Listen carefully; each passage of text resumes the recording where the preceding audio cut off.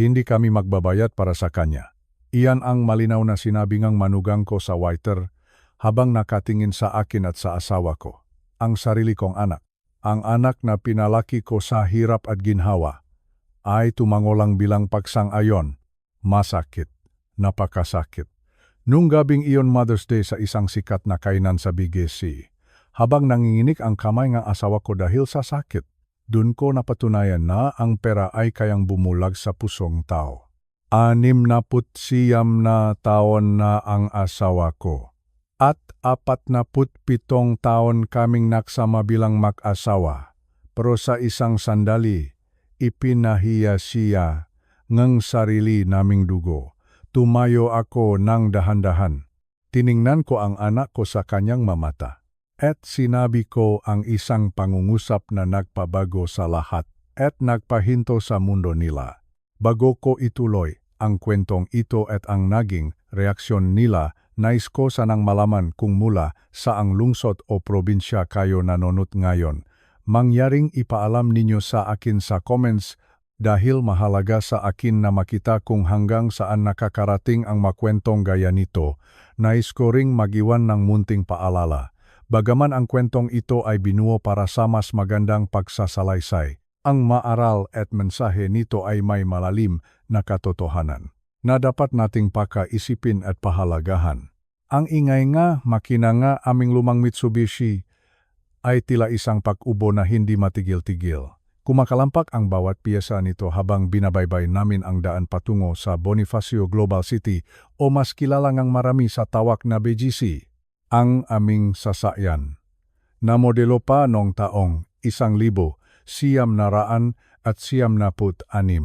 ay mukhang pagod na. Para itong isang matandang pilit na humahabol sa bilis ng mundo, tumingin ako sa labas ng bintana. Ang naglalakihang magusali na gawa sa salamin, ang mailaw na sadyang kay liliwanag, lahat ng ito ay tila sumisigaw ngang karangyaan. Napatingin ako sa aking asawa, kay Arturo. Ang kanyang makamay na puno ng makulubot ay mahigpit na nakahawak sa manibela. Alam kong pagod siya. Alam kong nahihiya siya na ito lang ang dala naming sasakyan sa gitna ng mga nakikinangang kotse sa paligid. Ngunit ngumiti siya sa akin, isang ngiting punong-puno ng pagmamahal. Sabi ni Arturo sa akin, Sinta, huwag kang mag-alala. Darating din tayo sa restaurant ng ligtas.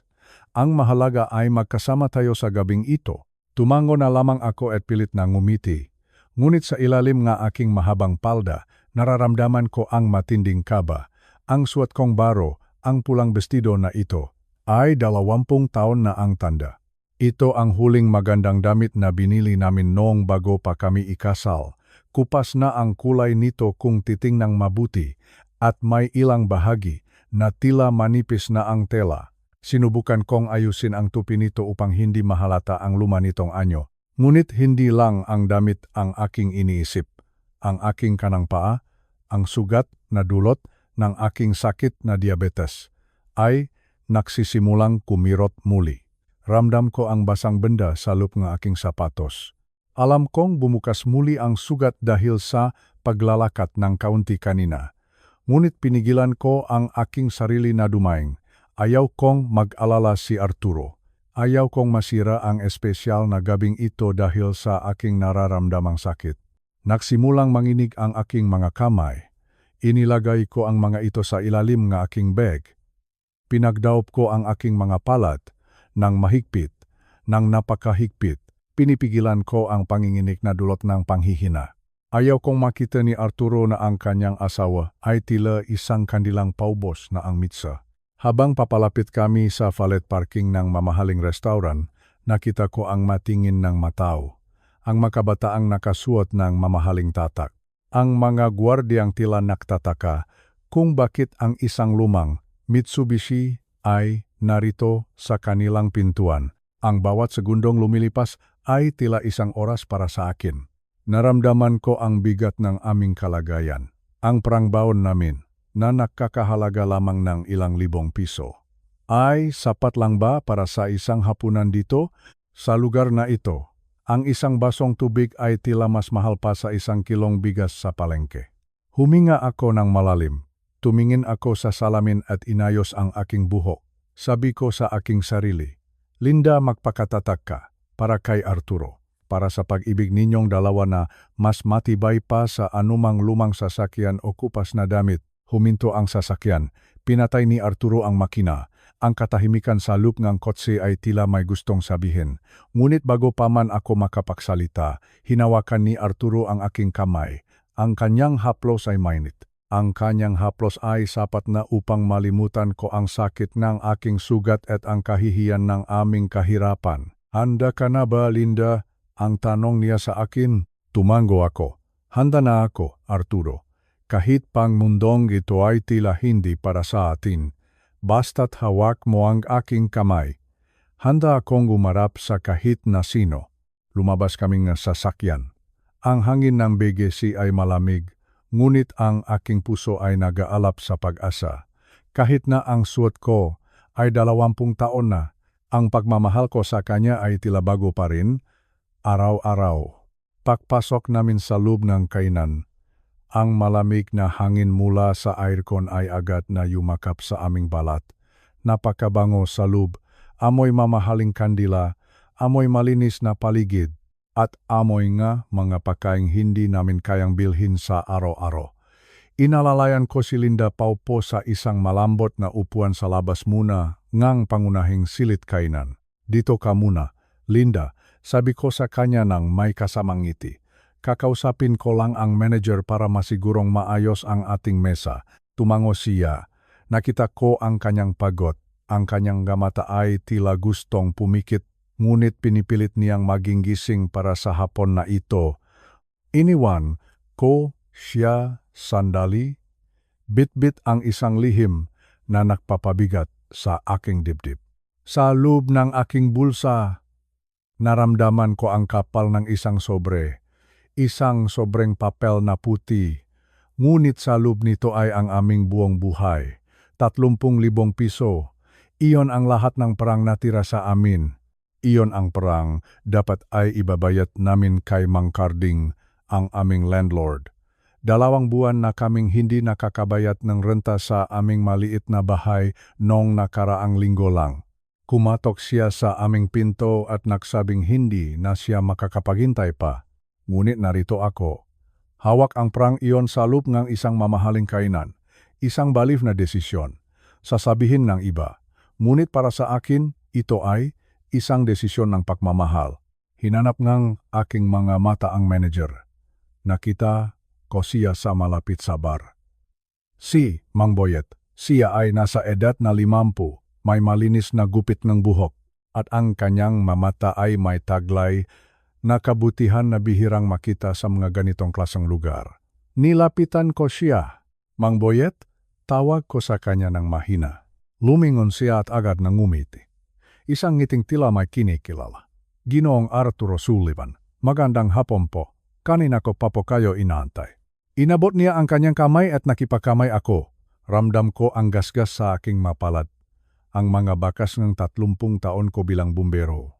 Kumpara sa kanyang malambot na kamay, inila ko ang sobremula sa aking bulsa. Ramdam ko ang pawis sa aking madaliri. Mang Boye. May hihilingin sana akong pabor, bulong ko. Inabot ko sa kanya ang sobra sa ilalim ngang konter malayo sa paningin ngang ibang tao. Tumingin siya sa akin, tila nagtataka. Ano po ito, Ginoong Arturo? 30,000 piso iyan, paliwanag ko. Iyan ang pambayad para sa hapunan namin ngayong gabi. Ang anak ko at ang asawa niya ay darating mamaya. Sila ang nag-anyaya sa amin. Ngunit ang pakiusap ko, kapag dumating na ang bill, ang folder ng bayaran, pakisabi sa kanila na bayad na ito. Huwag mong babanggitin na galing sa akin ang pera. Sabihin mo na lang na prepaid na ito o may nagbayad na. Nakita ko ang pagtaas ng kanyang makilay. Kinuha niya ang sobre at bahagyang sinilip ang laman. 30,000 piso? Ginoo, napakalaking halaga nito. Hindi ko alam kung abot sa ganito ang bill ninyo. O baka sobra pa ito. Kung sobra man, itago niyo na lang bilang tip para sa mga staff niyo, sabi ko. Pero kung kulang, pakiusap, sabihin niyo pa rin sa kanila na bayad na. Ako na ang bahala sa balanse bukas. Tinitigan ako ni Mang Boyet. Tumingin siya sa labas, kung saan nakaupo si Linda sa kanyang lumang damit. Pagkatapos ay tumingin siya sa bintana kung saan nakaparada ang aming lumang sasakyan. Alam kong nakikita niya ang lahat. Nakikita niya ang aming kahirapan. Nakikita niya ang aming pagpipilit na magmukhang mayos. Bakit niyo po ito ginagawa, Ginoong Arturo?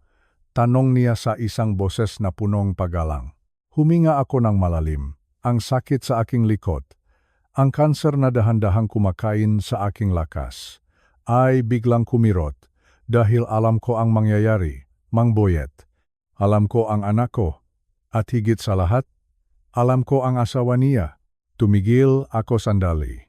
Napakasakit aminin nga katotohanan, lalo na sa isang estranghero. Alam kong hindi babayaran nga anak ko ang pagkain ngang nanay niya. Alam kong pagdating ang bil, gagawa silang ang paraan para iparamdam kay Linda na siya ay isang pabigat, na ang bawat subo niyan pagkain ay may kapalit na halaga na hindi namin kayang bayaran. Umiling ako ng bahagya. Ang aking boses ay narinig. Hindi ko hahayaang mapahiya ang asawa ko ngayong gabi. Mother's Day ngayon. Gusto kong makaramdam siya na mahalaga siya, na siya ay hindi kailangang mag-alala kung makano ang presyong supong tubig na iniinom niya. Gusto kong makita siyang kumain ng walang takot. Nanatiling tahimik si Mang Boyet. Nakita ko ang kanyang paglunok.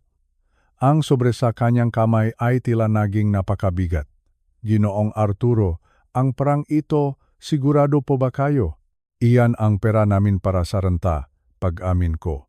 Wala na akong pakialam kung malaman man niya. 2 buwan na kaming atrasado. Maaring bukas o sa makalawa ay paalisin na kami sa aming bahay.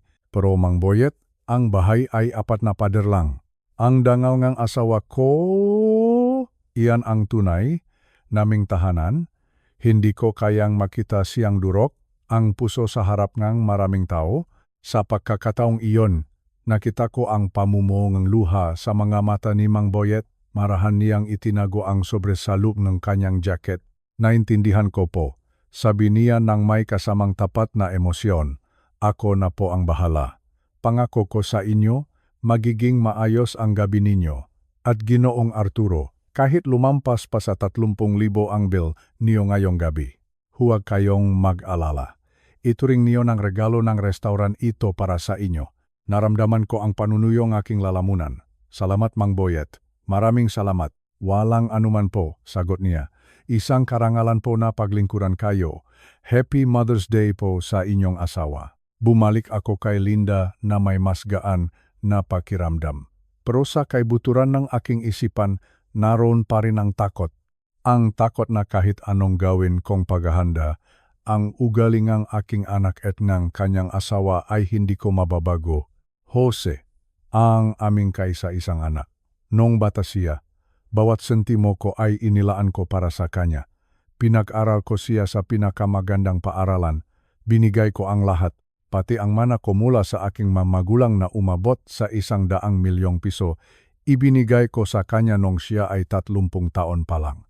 Akala ko, iyon ang magbibigay sa kanyang magandang buhay. Akala ko, sa pagbibigay kong lahat, matututo siyang magpahalaga. Ngunit nakamali ako. Sa pagbibigay kong lahat, tila nakalimutan niya kung paano maging isang anak.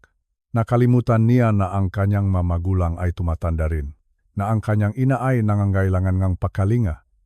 Hindi lang ng pra, kundi respeto. At si Bianca, ang kanyang asawa, isang babaeng mahilig sa mga branded na gamit. Ang tanging tingin sa amin ngang isang babae ay mga matandang walang silbi. Alam kong siya ang nakudyok kay Jose na lumayo sa amin. Alam kong siya ang dahilan kung bakit kahit isang tawag man lang para kumustahin ang asukal sa dugo ng kanyang ina ay hindi magawa ni Jose.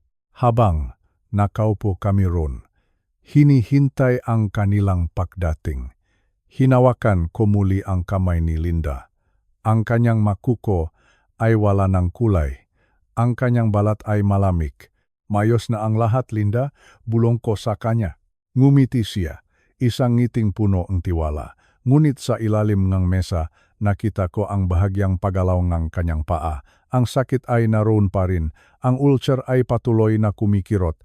Maya-maya pa, narinig namin ang dagundong ng isang mamahaling makina sa labas.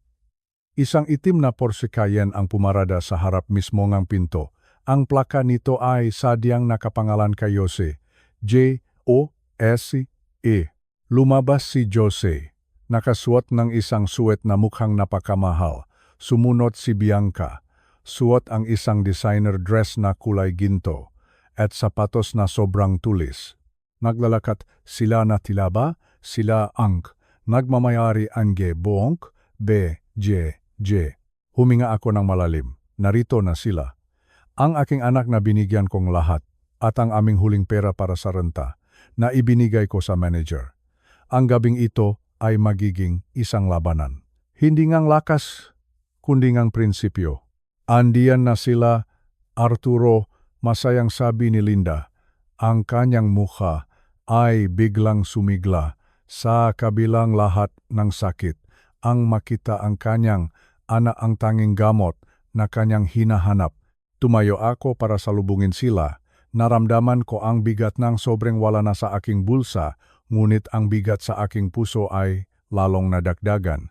Sa bawat hakbang nila papalapit sa amin, nararamdaman ko ang lamig ng kanilang pagkatao. Ngunit ngayong handa akong harapin ang anumang hamon. Dahil sa lupngang sobrang iyon, hindi lang pera ang nandun. Nandun ang huling patak ng aking dangal bilang isang ama. Pumasok na sila sa loop. Ang ingay ngang takong ni Bianca ay umalingaw-ngaw sa paligid. Tumingin siya sa amin. Tinitigan ang damit ni Linda at ang kanyang mukha ay agad na nagpakita ng pangungutya. Ngumiti ako ng pilit. Magandang hapon, Jose. Bianca. Hi, Dad. Hi, Mom. Sabi ni Jose nang hindi man lang tumitingin sa aming mamata. Ang kanyang atensyon ay nasa kanyang cellphone. Ang hapunan ay magsisimula na. Isang hapunan na binayaran kong aming kinabukasan para lang maprotektahan ang kasalukuyan ng aking asawa. Ang huling pera para sa renta ay naging isang pananggalang laban sa kalupitan ng sarili naming dugo. At habang naglalakad kami patungo sa aming mesa, nakita ko si Mang Boyet na tumango sa akin mula sa malayo. Isang lihim na kasunduan sa pagitan ng dalawang lalaking nakakaalam ng halaga ng pagsasakripisyo. Ang laban ay nagsisimula na. Naririnig ko na ang ugong ng makina mula sa malayo. Isang tunog na hindi mo matatakasan. Hindi ito katulad ng tunog ng aming lumang sasakyan na tila humihingi na ang saklolo. Ang tunog na ito ay malakas, buo, at punong kapangyarihan. Ito ang tunong kayamanan. Isang itim na Porsche Cayenne ang dahan-dahang pumarada sa harap namin. Ang kintap nito ay tila sumasampal sa aming mamata. Ang bawat kurbang sasakyang iyon ay sumisigaw ng halaga. Halagang sapat na parabayaran ang lahat ng aming utang sa ospital at marahil ay makabili pa kami ng isang maliit na bahay. Huminto ang sasakyan. Namatay ang makina. At sa isang sandali, nabalot muli kami ng katahimikan. Ngunit ang katahimikang, ito ay puno ang tensyon. Bumukas ang pinto sa panik ng driver. Lumabas ang aking anak, si Jose. Siya ay 46 na taong gulang na ngayon. Nakasuot siyang isang suit na kulay uling. Ang tela nito ay halatang gawa sa pinakamahal na materyales. Walang gusot, perpekto, eksakto sa kanyang katawan. Tumingin ako sa kanyang makamay. Hawak niya ang kanyang cellphone, ang pinakabagong modelo, at sa kanyang braso, kumikinang ang isang relo, isang Rolex. Alam ko ang halaga niyon. Higit pa sa ₱1,000,000. Isang bagay na isinusuot lamang sa braso, habang ang kanyang ina ay kailangang magbilang barya para pambiling gamot sa bawat hapon. Tiningnan ko ang kanyang mukha. Jose. Ang aking munting Jose nun. Ang batang binuhat ko sa aking mabalikat. Ang batang tinuruan kong maglakad. Ngayon, tila isa na siyang estranghero. Ang kanyang mamata ay hindi nakatingin sa amin. Ang kanyang atensyon ay nasa screen ng kanyang telepono. Ang kanyang nga daliri ay mabilis na gumagalaw, nagtatype, naktatrabaho, o marahil ay umiwas lamang sa aming nga tingin. Jose, tawag ni Linda ng mahina. Ang boses ngang aking asawa ay punong pananabik. Sa kabilang lahat ng sakit sa kanyang katawan, ang makita ang kanyang anak ang tanging mahalaga sa kanya. Lumingon si Jose, bahagya siyang ngumiti. Isang ngiting hindi umaabot sa kanyang nga mata. Lumapit siya sa amin nang may mabilis na hakbang. "Hi Dad." "Hi Mom," sabi niya. Ang kanyang boses ay malamig, profesional. Tila ba kami ay magkliyente lamang sa kanyang kumpanya? Tinapik niya ang aking balikat, isang mabilis na kilos na walang init. Pagkatapos ay humalik siya sa pisngi ni Linda, isang halik na tila ba isang obligasyon lamang na kailangang tapusin. Ngunit hindi pa doon natatapos ang lahat. Bumukas ang pinto sa kabilang panik. Lumabas ang kanyang asawa, si Bianca. Siya ay 43 taon na. Sa bawat paghakbang niya, ang tunok ng kanyang takong ay tila tumutusok sa semento. Taga-taga-taga, napakatalim ngang tunok niyon. Nakasuot siya ang isang gintong damit na sadyang idinisenyo para mapansin. Ang kanyang buhok ay ayos na ayos, tila galing sa isang mamahaling salon kanina lamang. Ang kanyang mukha ay punong makeup, perpekto ang bawat linya. At sa kanyang kamay, hawak niya ang isang bag, isang Hermes na bag, kulay itim. Ang balat niyon ay tila kumikinang sa ilalim nga ilaw ng lungsod. Alam ko ang kwento ng mabeg na iyon. Libo-libong dolyar ang halaga niyon. Milyong piso. Lumapit siya sa amin. Ang pabango niya ay agad na pumatay sa amoy ng hangin. Napakatapang. Napakamahal. Tumingin siya sa akin at tumango ng bahagya. "Heng Arturo, magandang gabi," sabi niya nang may kasamang pilit na ngiti. Pagkatapos ay lumingon siya kay Linda. Dito ko naramdaman ang tunay na lamig. Tinitigan ni Bianca si Linda mula ulo hanggang paa. Ang kanyang mata ay mabilis na sumuri. Tinitigan niya ang lumang asul na damit ni Linda. Ang damit ay 20 taon na. Ang damit na may magatahi, na marahil ay medyo kupas na. Isang ngiti ang gumuhit sa labi ni Bianca. Ngunit hindi ito ngiting ang pagkagusto. Ito ay ngiting ang pangungutya. "Oh, Catherine Linda, ang ganda ang damit mo," sabi ni Bianca. Ang kanyang boses ay tila nanunukso. "Vintage, right? Ang galing mo talagang mahanap ang malumang gamit. Mukhang Antigona." Naramdaman ko ang paninigas ng katawan ni Linda sa tabi ko. Ang kanyang ngiti ay biglang naglaho. Ang salitang vintage sa bibig ni Bianca ay hindi isang papuri. Ito ay isang insulto. Ito ay isang paraan para sabihin ang aking asawa ay lumana, kupas na, at hindi nararapat sa lugar na ito. Matagal na ito sa akin," sagot ni Linda ng mahina. Ang kanyang pangingini ay muling bumalik. Hinawakan niya ng mahigpit ang kanyang lumang pitaka. "I thought so," sabi ni Bianca habang inayos ang kanyang Hermes na bag sa kanyang braso. "Minsan, kailangan din nating mag-upgrade, Catherine. You know, para naman mag-fitin tayo sa paligid. But anyway, it's Mother's Day. Let's not talk about fashion." Tumingin ako kay Jose. Inaasahan ko na sana, kahit man lang sa pagkakataong ito, ay pagsabihan niya ang kanyang asawa. Inaasahan ko na ipagtatanggol niya ang kanyang ina. Ngunit wala. Nanatili siyang nakatingin sa kanyang cellphone. Tila ba wala siyang narinig? Tila ba wala siyang pakialam kung paano bastusin ng kanyang asawa ang babaeng nagluwal sa kanya? "Tara na sa loop," sabi ni Jose habang naglalakad na patungo sa pinto. Nakalagay na ang reservation natin. Gutom na ako. Naglakad sila ng mabilis. Hindi nila hinintay si Linda na hirap sa paglalakad dahil sa sugat sa kanyang paa. Hindi nila inisip na ang bawat hakbang ng kanilang ina ay may kalakip na kirot. Nauna silang pumasok, habang kaming dalawa ni Linda ay naiwan sa likod. Naramdaman ko ang bigat sa aking dibdib, ang aking sariling dugo.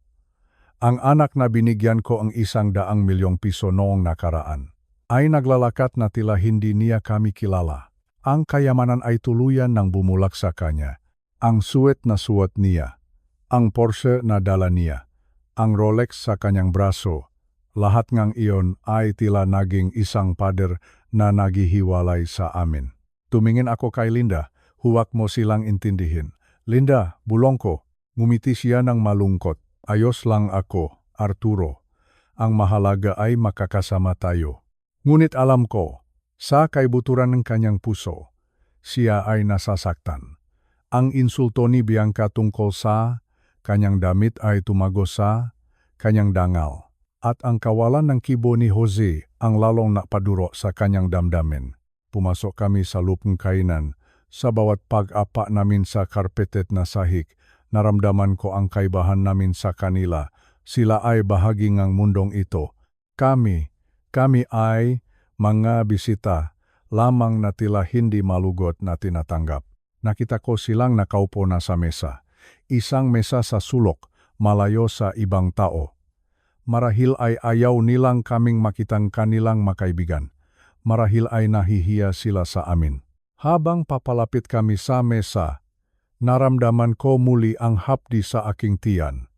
Ang aking kanser ay muling nakparamdam, ngunit mas masakit ang nakikita ko ngayon. Ang nakikita ko ay ang pagkawasa ng isang pamilya na binuo ko ng maraming taon. Sa hapon na ito, sa harap ng mesa ng karangyaan, nakaupo ang kalingang tagumpay na aking pinangarap para sa aking anak. Ngunit ang tagumpay na iyon ay may napakataas na presyo. Ang presyo ay ang kanyang puso. Ang presyo ay ang kanyang kaluluwa. Naupo kami ng dahan-dahan. Tumingin si Bianca sa waiter at hiningi ang menu. Ang kanyang bawat kilos ay punong kayabangan. I'll have the oysters to start. Sabi ni Bianca nang hindi man lang tinatanong si Linda kung ano ang gusto niya. At ang pinakamahal na wine na mayroon kayo. Tumingin ako kay Jose. Nakatingin pa rin siya sa kanyang phone. Jose, kamusta ang trabaho mo? Tanong ko, pilit na binubuksan ang usapan. Fine dad, busy lang talaga. Sagot niya nang hindi tumitingin. Maraming deals na kailangang tapusin. Alam niyo naman, time is money. Time is money. Ang panahon ay pera. Iyon na pala ang kanyang bagong relihiyon. Nakalimutan na niya na ang panahong ibinigay namin sa kanya noong bata siya ay hindi mababayaran ng anumang halaga. Nakalimutan na niya na ang perang hawak niya ngayon ay galing sa pawis at sakripisyo ng tao na sa harap niya ngayon. Naramdaman ko ang panginginih ng kamay ni Linda sa ilalim ng mesa. Hinawakan ko ito. Ang gabing ito ay mahaba pa at alam ko na ang pagdating ng kalingang tagumpay ay simula lamang ng isang mas masakit na katotohanan na kailangan naming harapin sa bawat subongang pagkain na darating. Sa bawat salitang bibitawan ni Bianca, ang aming pamilya ay unti-unting nalalantat. Ang kintab ng Porsche sa labas ay hindi kayang pagtakpan ang kadiliman sa loob ng kanilang mapuso. At ako, narito ako. Hawak ang lihim ng aking kanser. At ang lihim nga aking huling pera para sa renta. Hinihintay ang tamang sandali para ipakita sa kanila kung ano ang tunay na kahulugan ng salitang tagumpay. Ang gabi ay nagsisimula pa lamang, at ang mga luha ni Linda na pilit niyang itinatago ay malapit nang bumuhos. Nakaupo na kaming apat sa aming mesa. Isang masang nababalot ngang maputing kumot na tela, napakalinis. Tila walang bahit ngang kahit anong dumi. Sa gitna nito ay may isang maliit na kandila na dahan-dahang sumasayaw ang apoy. Ang ilaw sa loob ng kainan ay madilim ng bahagya. Nagbibigay ng isang pakiramdam ng karangyaan na lalong nagpaparamdam sa akin at kay Linda na kami ay maestranghero rito. Inabot ng waiter ang mga menu. Ang menu ay mabigat. Nababalot ng tunay na balat ng hayop. Binuksan ko ang sa akin at ang unang tumambad sa aking mga mata ay ang mga presyo. Hindi ako makapaniwala. Ang isang baso ng tubig na may halong prutas ay nakakahalaga ng 300 piso. Tumingin ako kay Linda. Nakita ko ang kanyang mamata na mabilis na gumagalaw sa bawat pahina. Nakita ko ang kanyang paglunok. Ang kanyang mukha ay tila namumutla habang binabasa ang mga numero. Alam ko ang iniisip niya. Iniisip niya ang aming pambiling bigas. Iniisip niya ang kanyang gamot na hindi namin mabili. Para sa kanya, ang bawat presyong nakasulat doon ay isang buwan ng aming pagtitiis. Ngunit sa kabilang dakong mesa, ang lahat ay magkaiba. Si Bianca ay hindi man lang nagatubili. Mabilis niyang nilipat ang mga pahina ng menu habang ang kanyang mga mata ay kumikinang sa tuwa. Ang kanyang Hermes na bag ay nakapatong sa isang maliit na upuan na sadyang inilaan para sa magamit, isang upuan para sabek. Habang ang kanyang biyenan ay nahihirapang humanap ng komportableng pwesto para sa kanyang masakit na pa. Oh my God, Jose, mayroon silang Oysters Rockefeller, masayang sabi ni Bianca. Ang kanyang boses ay malakas, tila ba gusto niyang marining lahat na alam niya ang maganitong klaseng pagkain. Gusto ko nito. At kailangan nating subukan ang kanilang main lobster tail. Sabi nila, ito raw ang pinakamainam dito. Si Jose, ang aking anak, ay hindi man lang tumingala. Ang kanyang mukha ay nababalot ng liwanag na nanggagaling sa kanyang cellphone. Ang kanyang madaliri ay mabilis na gumagalaw, tila ba ang pakikipag-usap sa amin. O kahit man lang ang pagtingin sa kanyang ina sa espesyal na araw na ito ay isang bagay na nakakaabala sa kanya. Sige, kahit ano ang gusto mo. Bianca, maikling sagot ni Jose. Wala itong emosyon, walang malasakit. Order whatever you want. Special occasion naman, dumating ang waiter. Isang batang lalaki na may malinis na uniforme. Inilabas niya ang kanyang maliit na notebook at panulat. Good evening po. Handa na po ba kayong mag-order? Tanong ng waiter ng may kasamang magalang na yuko. Hindi hinintay ni Bianca na tanungin ang kanyang biyenan. Siya na ang kumuhang atensyon ng lahat. Magsisimula kami sa 2 order ng Oysters Rockefeller. Panimula ni Bianca. At para sa main course, gusto ko ng isang dambuhalang lobster tail na may garlic butter. At para sa asawa ko, ibigay mo sa kanya ang Wagyu ribeye. Yang grade five ha, gusto namin yung pinakamainam. Mabilis na nagsulat ang waiter. Alam ko ang halaga ng pagkain iyon. Ang oysters ay nakakahalaga ng 2,500 piso bawat order. Ang lobster tail ay nasa 4,000 piso. At ang Wagyu steak, nakita ko sa menu, 8,000 piso. 8,000 piso para sa isang hiwang karne. Habang naririnig ko ang bawat salitang lumalabas sa bibig ni Bianca, tila ba may mga batong bumabagsak sa aking dibdib. Ang kabuwang halaga ng gusto nilang kainin ay sapat na para bayaran ang lahat ng aming bayarin sa kuryente at tubig sa loob ng 6 na buwan. Ngunit para sa kanila, ito ay pagkain lamang. Isang gabi lamang, tumingin ang waiter kay Linda. At para sa inyo po, ma'am, nakita ko ang pangingining ng kamay ni Linda habang itinuturo ang menu. Ang kanyang boses ay napakahina, tila nahihiya siyang magsalita. Yung French onion soup na lang po, sabi ni Linda. Tumingin siya sa akin. Isang tingin na punong lungkot. Ang soup na iyon ang pinakamurang bagay sa menu. 600 piso. Iyon lang ang tanging bagay na nakita ni Linda na hindi abot ng 1,000. Alam ko kung bakit iyon ang pinili niya. Hanggang sa sandaling ito, iniisip pa rin ni Linda ang kapakanan ni Jose. Akala niya si Jose ang magbabayad at ayaw niyang gumastos si Jose ng malaki para sa kanya. Ang puso ang isang ina.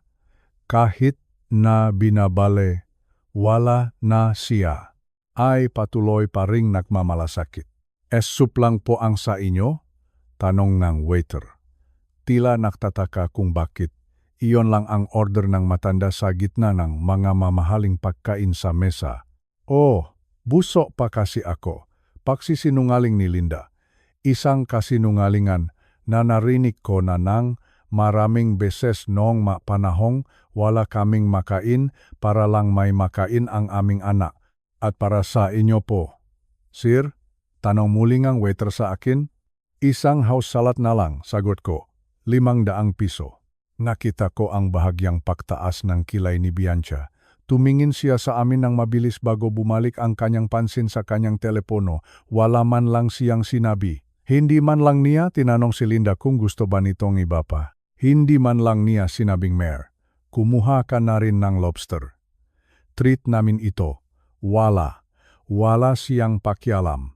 At para sa inumin, kumuha kang isang bote ng Cabernet Sauvignon, yung taong 2019, dagdag ni Bianca.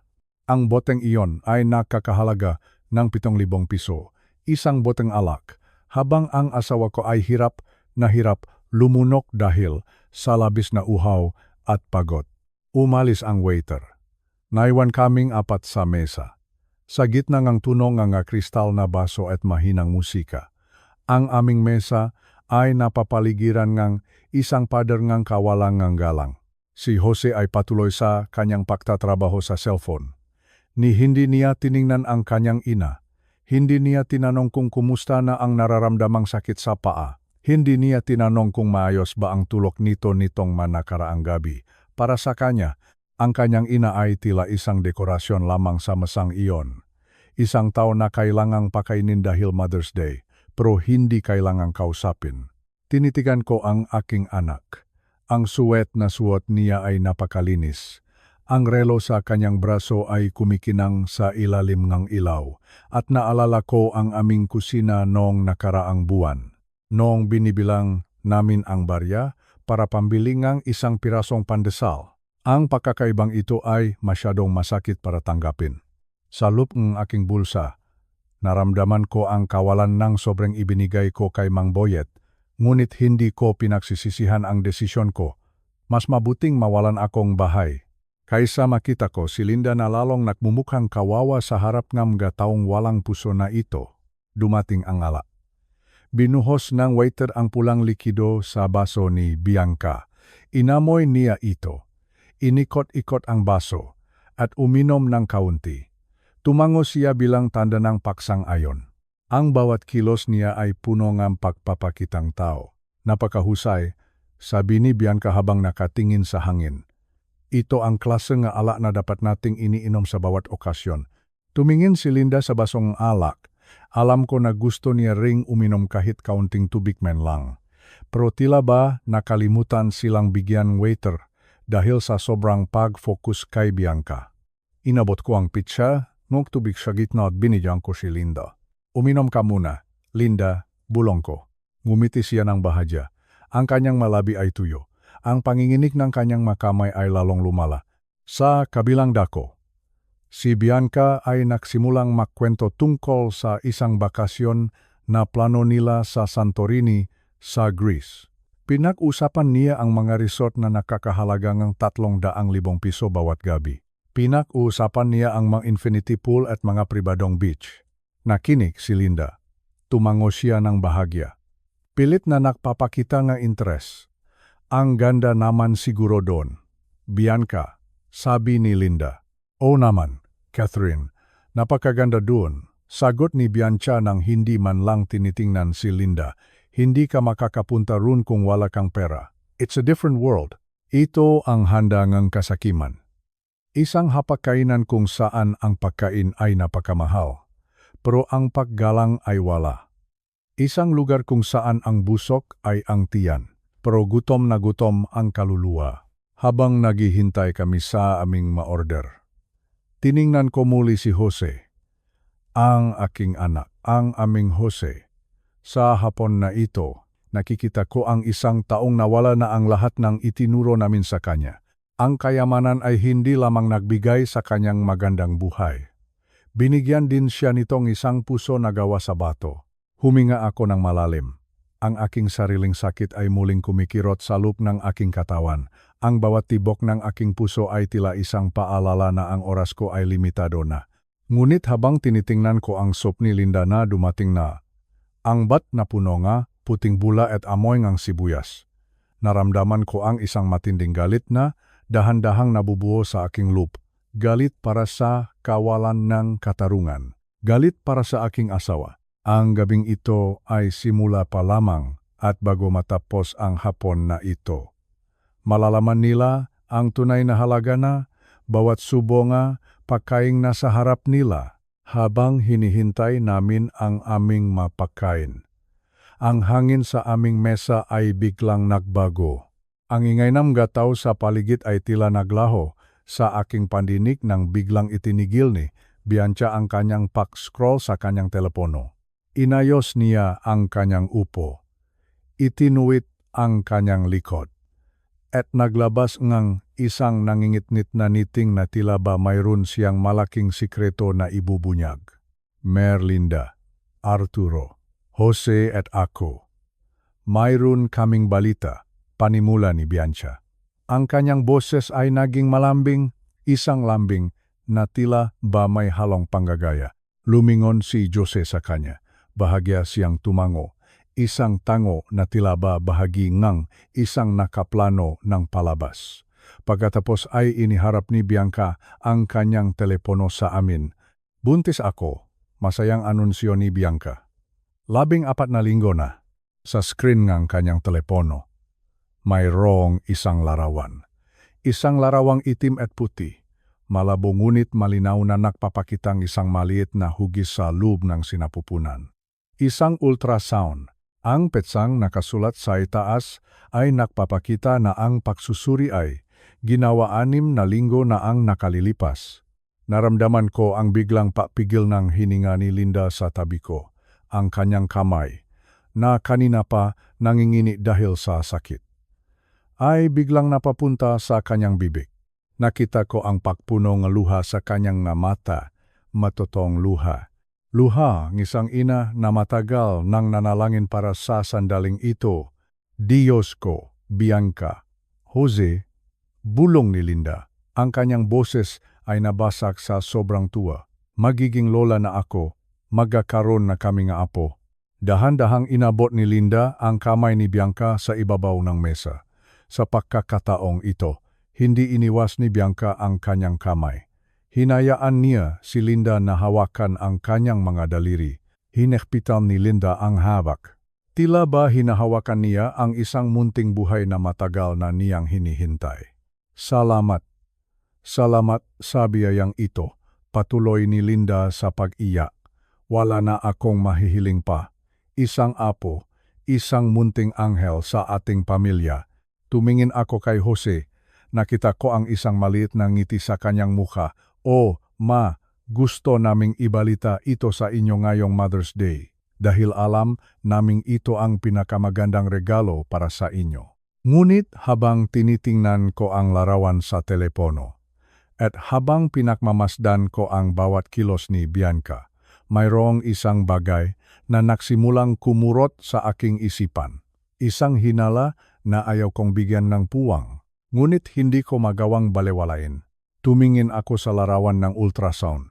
Marami na akong nakitang ganyan. Sa mga kaibigan ko sa istasyon ng bumbero, sa mga kasamahan ko noon. Ang larawang ito ay mukhang masyadong perpekto, masyadong malinaw. Tila ba kinuha ito mula sa isang librong medikal o sa isang internet site. Walang pangalan ni Bianca ang nakasulat sa gilid, isang bagay na karaniwan mong makikita sa isang tunay na pagsusuri sa ospital. Ngunit hindi iyon ang tanging bagay na gumising sa aking pagdududa. Habang umiyak si Linda sa tuwa, dahan-dahang binawi ni Bianca ang kanyang kamay. Inabot niya ang kanyang baso ng alak, ang Cabernet Sauvignon, na nakakahalaga ng libo-libong piso. Nakita ko siyang uminom, hindi lang isang tikim, isang mahabang inom, at pagkatapos ay muli niyang nilagyan ang kanyang baso 14 na linggo. Naalala ko noong ipinakbubuntis ni Linda si Jose, 46 na taon na ang nakalipas. Hindi kailanman uminom si Linda nga kahit isang patak nga ala, ni hindi nga siya uminom ng kape. Ang bawat kinakain niya, ang bawat iniinom niya, ay sinisiguro naming ligtas para sa sanggol sa loob ng kanyang sinapupunan. Dahil ang pagiging ina ay isang sakripisyo, ang pagiging ina ay ang pag-unawa na ang buhay ng iyong anak ay mas mahalaga kaysa sa sarili mong kagustuhan. Ngunit narito si Bianca. Sinasabi niyang siya ay 14 na linggong buntis, ngunit patuloy siya sa pag-inom ng alak na tila ba tubig lang ito, walang pag-aalinlangan. Walang pag-ingat. Tumingin ako sa kanyang tiyan. Nakasuot siyang sang masikip na damit na kulay ginto. walang bakas ngang anumang umbok. Alam ko, 14 na linggo ay maaga pa, ngunit mayroon ng kaunting pagbabago sa katawan ng isang babae sa ganoong panahon. Pero kay Bianca, wala.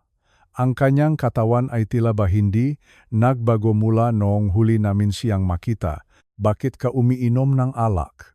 Bianca, tanong ko ng mahina. Pilit kong pinanatiling kalmado ang aking boses. Ayaw kong sirain ang kaligayahan ni Linda, ngunit kailangan kong malaman. Lumingon si Bianca sa akin. Ang kanyang nga mata ay nanliit ng bahagya. Isang baso lang naman. Arturo, sabi ngang doktor ko, ayos lang iyon paminsan-minsan. Huwag ka ngang masyadong makaluma. Lumingon din sa akin si Jose. Dad, hayaan mo na siya. Minsan lang naman tayo magdiwang. Alam ni Bianca ang ginagawa niya. Tumahimik ako. Ngunit ang aking puso ay nagsimulang tumibok ng mabilis. Mayroong isang malaking kasinungalingan sa masang ito. Isang laro na ginagawa nila para sa isang layunin na hindi ko pa maunawaan. Tumingin muli ako kay Linda.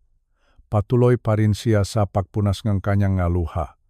Ang kanyang mukha ay maliwanag na maliwanag.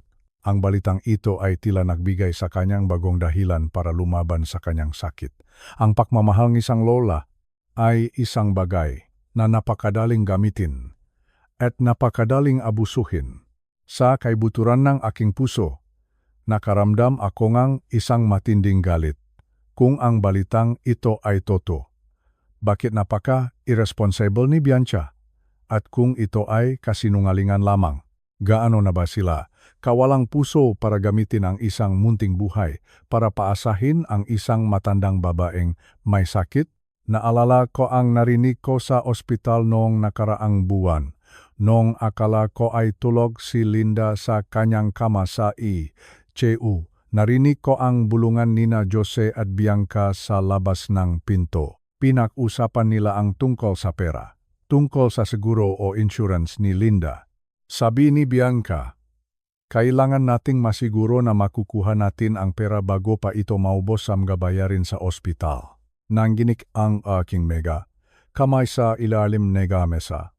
Ang tinfuy na ito, ang balitang ito ngang pagbubuntis, ay tila ba isang pain, isang paraan para makuha muli ang aming tiwala, para makuha muli ang loop ni Linda. Pero para saan? Anong plano nila? Tumingin muli si Bianca sa kanyang telepono. At uminom muli nga alak. Ang bawat sipsip niya ay tila isang insulto sa bawat sakripisyo na ginawa ni Linda para kay Jose. Kayong dalawa, sabi ni Linda habang nakangiti pa rin, dapat nating alagaan ang bata. Bianca, huwag kang masyadong magpagod. Jose, kailangan mong laging nasa tabi ng asawa mo? Oo naman. Ma, sagot ni Jose nang hindi tumitingin sa kanyang ina, alagaan namin ang bata. Alagaan namin ang lahat. Lumingon sa akin si Linda. Arturo, isipin mo magkakaroon na tayo ng apo. Ang munting Jose o marahil ay isang munting Linda. Ngumiti ako sa kanya. Isang ngiting pilit. Oh, Linda, napakagandang balita niyon. Sa sandaling iyon, naramdaman ko ang bigat ng lihim na dala ko. Ang kanser sa aking katawan. Ang katotohanan na hindi na kami makakabalik sa aming bahay dahil wala na kaming pambayad. At ang hinalang ang aming sariling anak ay niloloko kami sa harap mismo ng aming mga mata. Ang gabi ay nababalot ng karangyaan, ng masasarap na pagkain at ng tunok ng tawanan. Ngunit sa ilalim ng lahat ng iyon, mayroong isang kadiliman na dahan-dahang lumalabas. Isang kadiliman na tinatawag na kasakiman. Tiningnan ko ang baso ng alak ni Bianca. Malapit na itong maubos. Ang 14 na linggong sanggol na sinasabi niya. Kung totoo man, ay nasasaktan na sa bawat pag-inom niya. At kung hindi naman ito totoo, ang lason kanyang kasinungalingan ay mas masahol pa sa anumang alak na iniinom niya. Huminga ako ng malalim. Ang pagdiriwang na ito ay isa palang patibong. At kaming dalawa ni Linda ay nasa gitna nito, ngunit hindi ko hahayaang magwagi ang kanilang masamang balak. Hindi ko hahayaang mapunit ang puso ni Linda ng walang laban. Ang katotohanan ay malapit nang lumabas. At sa gabing ito, bago matapos ang aming hapunan, malalaman ko kung hanggang saan ang kayang gawin ng aking anak at ng kanyang asawa para sa pera. Itinuloy namin ang aming pagkain, ngunit ang bawat subok ko ay tila may lasang abo. Ang katuwaan ni Linda ay isang maliwanag na liwanag sa gitna ng aking kaba. Isang liwanag na malapit ng subukin ng isang katotohanang hindi nila inaasahan. Habang pinapanood ko si Bianca na inuubos ang kanyang mamahaling alak at habang nakikita ko si Jose na abala pa rin sa kanyang telepono, ang isip ko ay dahan-dahang naglakbay pabalik sa nakaraan. Tinitigan ko ang kandila sa gitna ng aming mesa. Ang maliliit na apoy nito ay tila naging isang pintuan patungo sa mga alaalang pilit ko nang ibinabaon. Ngunit ngayong gabi ay muling bumabangon ng may kasamang hapdi. 16 na taon na ang nakalilipas. Noong Marso ng taong 2008, naalala ko pa ang aming lumang kusina, ang mesa naming gawa sa kahoy na bahagyang umuuga dahil sa sirang paa na hindi ko na nagawang ayusin. Doon kami nakaupo, ako, si Linda, at ang aming anak na si Jose. Noong panahong iyon, si Jose ay 30 taon pa lamang. Puno siyang ambisyon. Puno siyang mapangarap na gusto niyang abutin sa mundong negosyo. Kakalibing lang namin sa aking mga magulang noon. 3 linggo pa lang ang nakalilipas mula nang mawala sila sa isang malagim na aksidente sa kalsada. Ang sakit ay sariwa pa. Ngunit kailangan naming harapin ang manaywan nilang ari-arian. Ibinenta namin ang kanilang bahay. Kinuha ang lahat ng kanilang naipon sa bangko at kinuha ang kanilang mga insurance. Nang iabot sa akin nga abogado ang huling dokumento, natigilan ako. Ang halaga ay napakalaki para sa aming simpleng buhay. 100 milyong piso. Tumingin ako kay Linda sa gabing iyon sa aming kusina. Linda, anong gagawin natin sa perang ito? Tanong ko sa kanya ng mahina. Tumingin si Linda kay Jose, ang kaisa-isa naming anak. Pagkatapos, ay lumingon siya sa akin at ngumiti ng may kasamang tiwala. Arturo, ibigay natin ito kay Jose. Siya ang kinabukasan natin. Gamitin niya ito para makapagsimula ng negosyo, para hindi na niya maranasan ang hirap na dinanas natin. At iyon ang ginawa ko. Ibinigay ko ang lahat. 100 milyong piso, bawat sentimong pinapaguran ng aking mga magulang sa loob ng 70 taon, ay nilipat ko sa pangalan ng aking anak sa loob lamang ng 1 araw. Wala kaming itinira para sa aming sarili, ni 1 piso. Wala. Jose, anak, sabi ko sa kanya habang nilalagdaan ko ang nga papel. Ang perang ito ay galing sa pawis ng lolo at lola mo. Gamitin mo ito ng maayos, pagbutihin mo ang iyong buhay. Tumingin si Jose sa akin. Ang kanyang mamata ay nakniningning nun. Pangako, Dad, pangako. Gagawin ko kayong proud. Palalaguin ko ang perang ito para sa inyong pagtanda. Hinding-hindi ko kayo pababayaan. Naniwala ako sa kanya. Buong puso kaming naniwala ni Linda. Ngunit narito kami ngayon. 16 na taon pakalipas.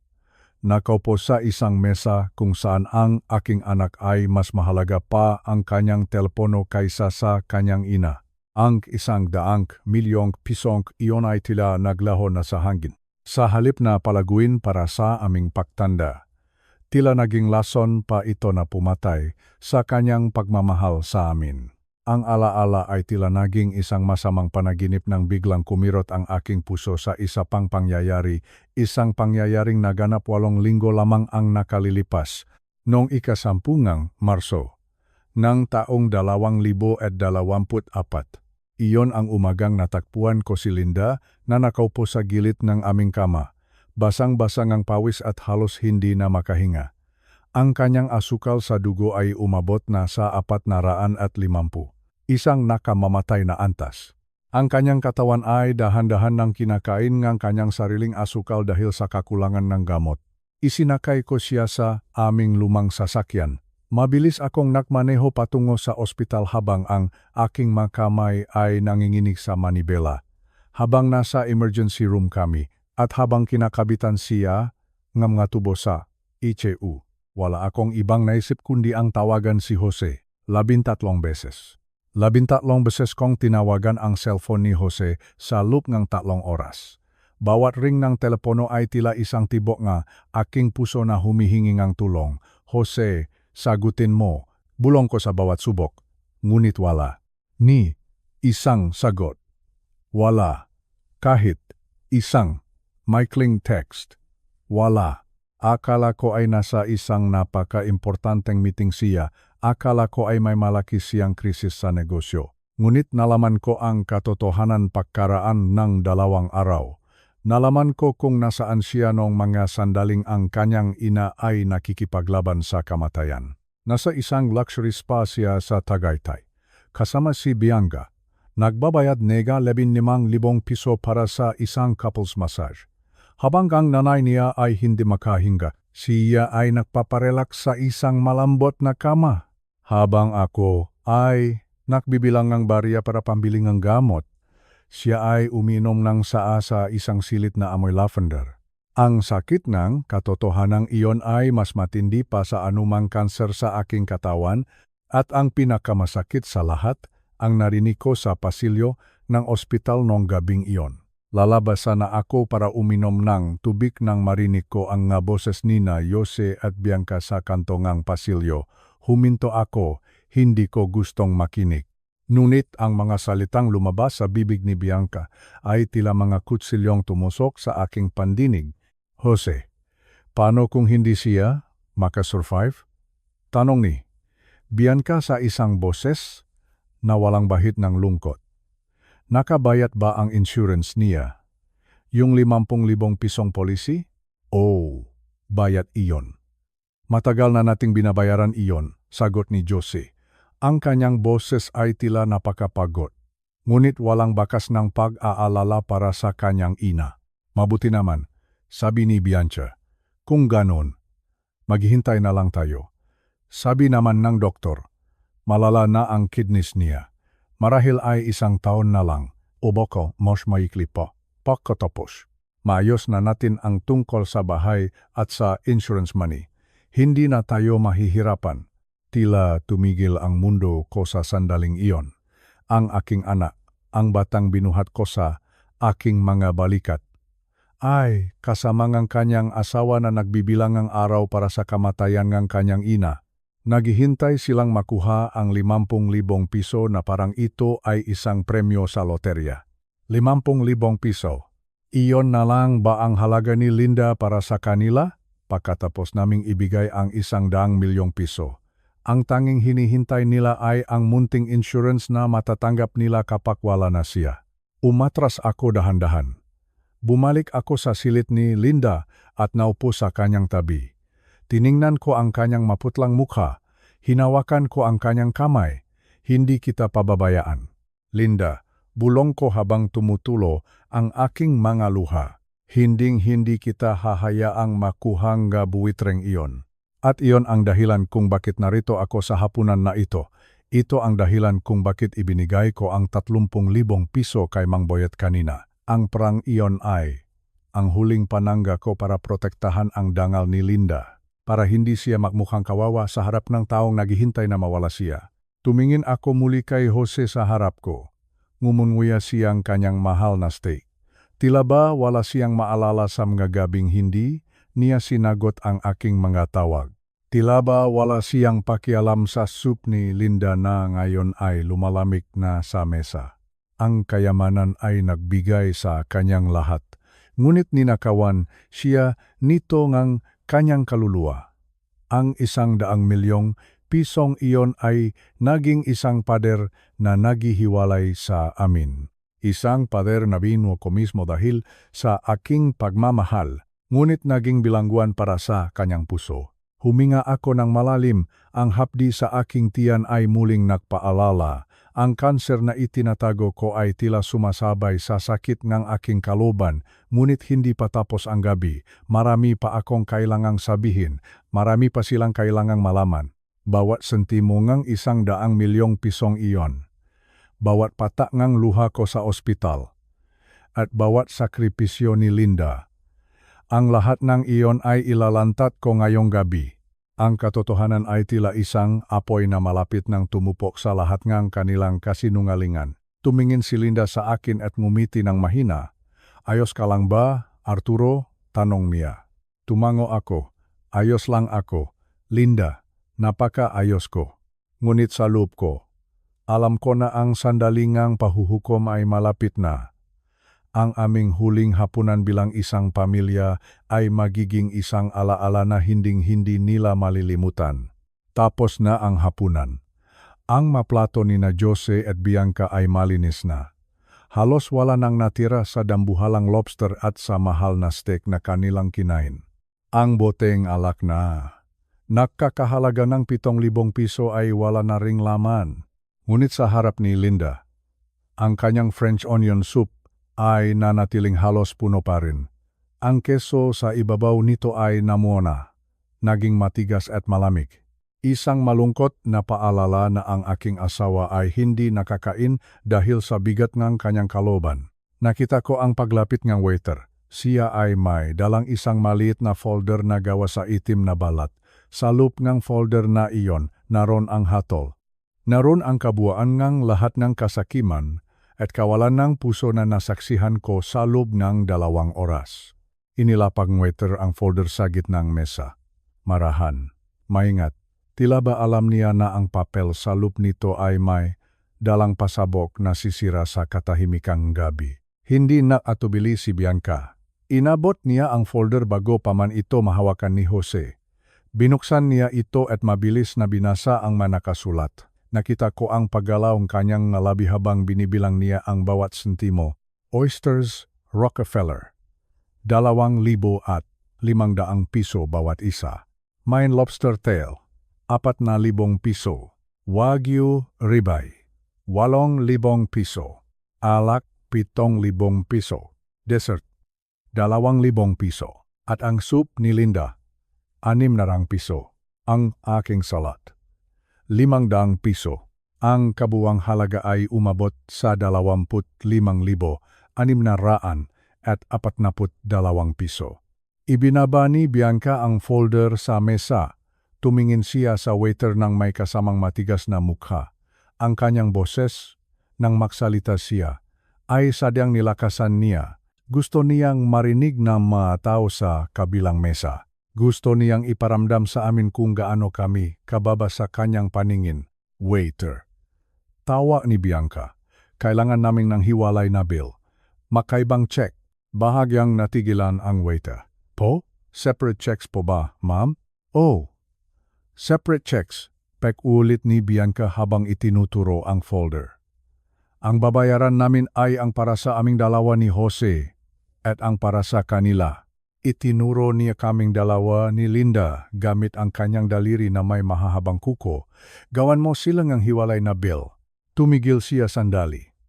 Tila ba tinitikman ang lason sa kanyang sariling salita bago ito tuluyang ilabas. Huwag kang mag-alala. Hindi kami ang magbabayad para sa kanya, sabi ni Bianca. Hindi kami magbabayad para sa biyenan ko. Ang masalitang iyon ay tila mga kidlat na tumamasa gitna naming mesa. Hindi kami magbabayad para sa kanya. Hindi niya sinabing, hindi nila babayaran ang aming bill. Sinabi niya, hindi kami magbabayad para sa kanya. Para kay Linda, tila ba ang aking asawa ay hindi isang tao, kundi isang pabigat. Isang obligasyon na ayaw na nilang pasanin. Isang bagay na kailangang itapon at iwanan. Tumingin ako kay Jose. Ang aking dugo, ang aking anak. Inasahan ko na sa sandaling ito, tatayo siya.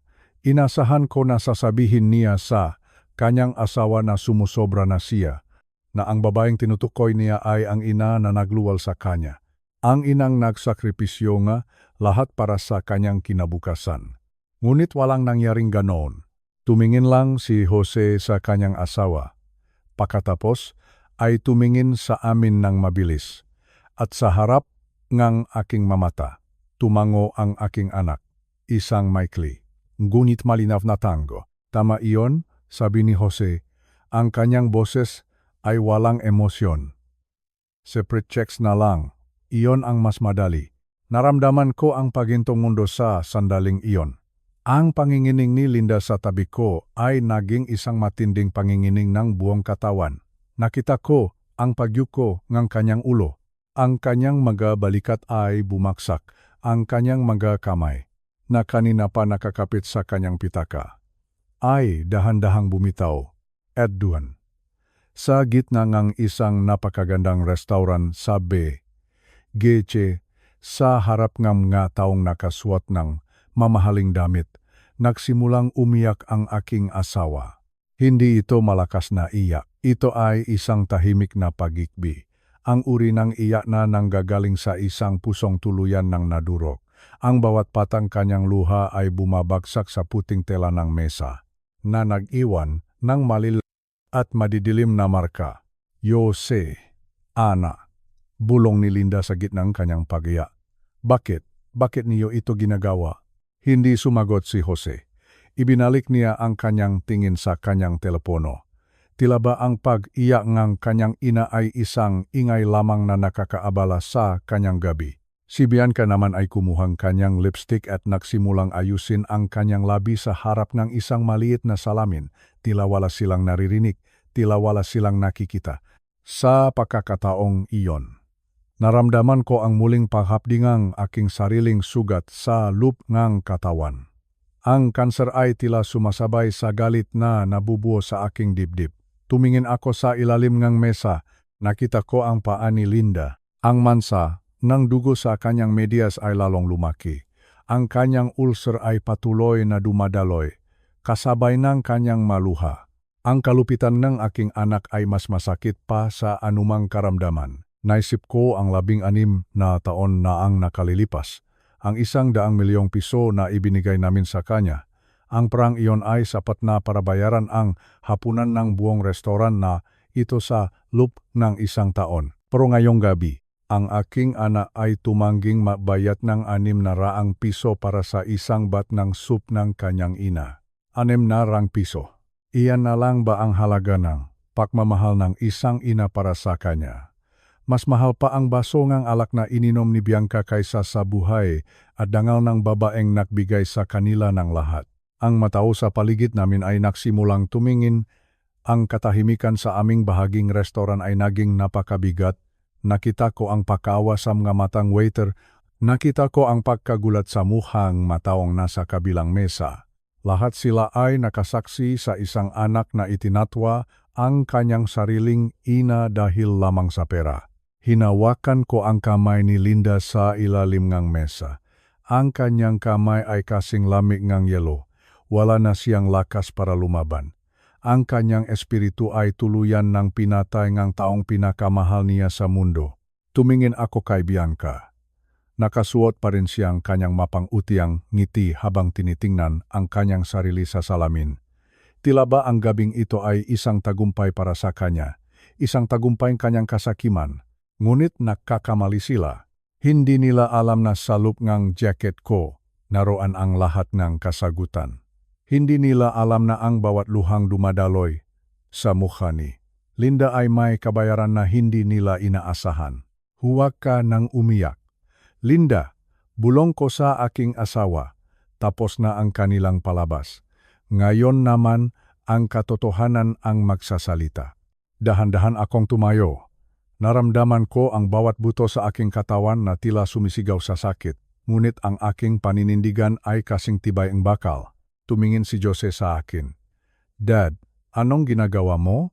Huwag ka namang gumawa ang eksena rito. Ngumiti ako. Isang ngiting malamig. Isang ngiting puno ang lahat ng sakripisyong ginawa ko sa loob kang 47 taon. Hindi ako gagawa ng eksena. Jose, sabi ko, ang aking boses ay malakas at malinaw.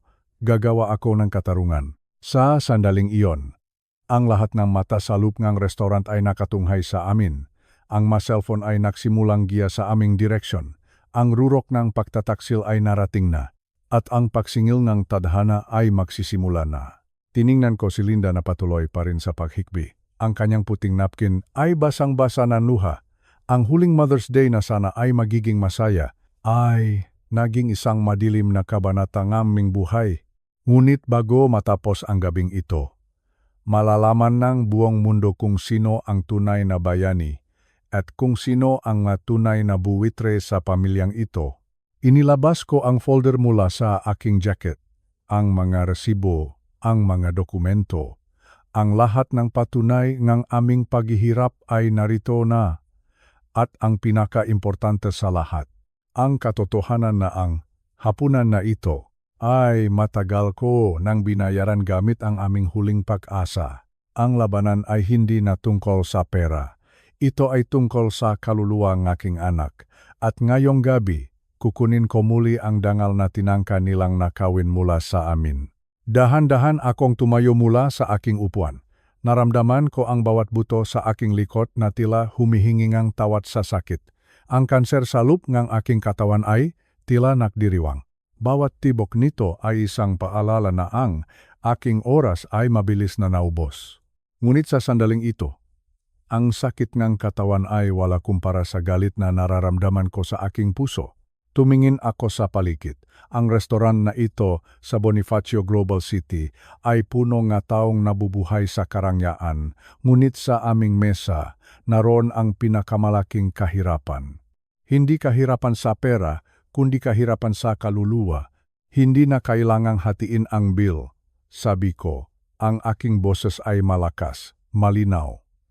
At dahan-dahang pumuno sa katahimikan ng restaurant. Ang makatao sa kabilang mesa ay huminto sa kanilang pag-usap, ang makawaiter ay natigilan. Tumingin ako kay Jose, ang aking anak na nakasuot ng mamahaling suit at kay Bianca na may hawa na lipstick na tila ba walang nangyayaring masama. Ano po ang ibig ninyong sabihin? Sir, tanong ang waiter nang may kasamang pagtataka. Ang bill na iyan. Ang 25,000, 600. At 42 piso na iyan ay bayad na, paliwanag ko. Nakita ko ang gulat sa mata ni Jose. Ang kanyang bibi ay bahagyang bumukas. Bayad na? Paanong mangyayari iyon? Dad, ano bang sinasabi niyo? Kaninang 3 ng hapon, bago pa kayo dumating. Kinausap ko ang manager na si Mang Boyet, panimula ko. Ang aking boses ay hindi nandinig. Ibinigay ko sa kanya ang 30,000 piso sa loob ng isang sobra. Binayaran ko na ang buong hapunan na ito bago pa man kayo umorder ng Tom Hum o ng Wagyu steak na iyan. Lalong namutla si Jose. 30,000 piso? Saan niyo nakuha ang prang iyon? Iyon ang pra namin para sa rentang bahay. Sagot ko ng direkta. Nakita ko ang pagbagsak ng balikat ni Linda sa tabi ko. Alam ko na ngayon lamang niya ito nalaman. Iyon ang parang nakalaan para kay Mang Carding. 2 buwan na kaming hindi nakakabayad. At iyon na ang huling pag-asa namin para hindi kami mapalaya sa kalsada bukas. Tumigil ako sandali para huminga. Ang hangin sa restaurant ay tila naging napakabigat. Ibinigay ko ang lahat ng perang iyon dahil alam ko, sabi ko habang nakatitig sa mga mata ni Jose. Alam ko na hindi niyo babayaran ang pagkain ng nanay niyo. Alam ko na ipapahiya niyo siya sa harap ng maraming tao. At bilang asawa niya, hinding-hindi ko hahayaang mangyari iyon.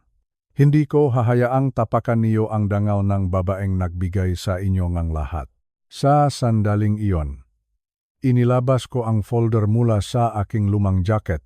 Inilapak ko ito sa ibabaw ng puting tela ng mesa. Isa-isang inilabas ang mapapel.